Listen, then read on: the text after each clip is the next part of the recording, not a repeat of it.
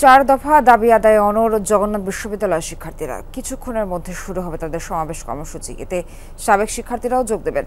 এছাড়া জুমা অনশন পালন করবেন তারা। এখন ব্রিফিং চলছে, আমরা সরাসরি যাব সেখানে।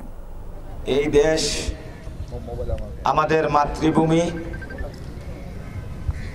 মাতৃভূমি, এই বাংলাদেশে প্রত্যেকটা নাগরিক তার নাগরিকের মর্যাদা প্রত্যাশা করে।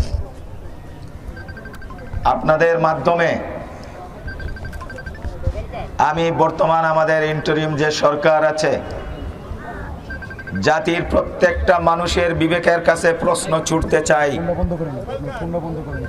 14, 15, 16 আজকে তৃতীয় দিন অতিবাহিত হচ্ছে। আমার সন্তানরা এখানে খোলা আকাশের নিচে 2টি রাত অতিবাহিত করেছে। আমরা আমাদের ন্যায্য কিছু দাবি নিয়ে বর্তমানে আমাদের রাষ্ট্রীয় সর্বোচ্চ যিনি অভিভাবক তার মনোযোগ আকর্ষণ করতে এসেছিলাম।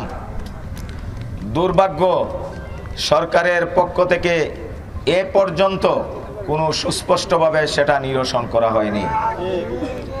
আমরা সবাই জানি যিনি বর্তমানে প্রধান উপদেষ্টার দায়িত্ব পালন করছেন উনি শান্তিতে নোবেল বিজয়ী একজন ব্যক্তি। তো শান্তিতে যদি নোবেল বিজয়ী উনি হয়ে থাকে, এই দেশের প্রতিটি সেক্টরে শান্তি নিশ্চিত করা উনার দায়িত্ব। আজকে 3 দিন ঢাকা শহরের প্রাণ কেন্দ্র, এই 3 দিকের রাস্তাটি আমাদের শিক্ষার্থীদের জড়ো হওয়ার কারণে জনদুর্ভোগের কারণ হয়েছে, এটা আমরা জানি।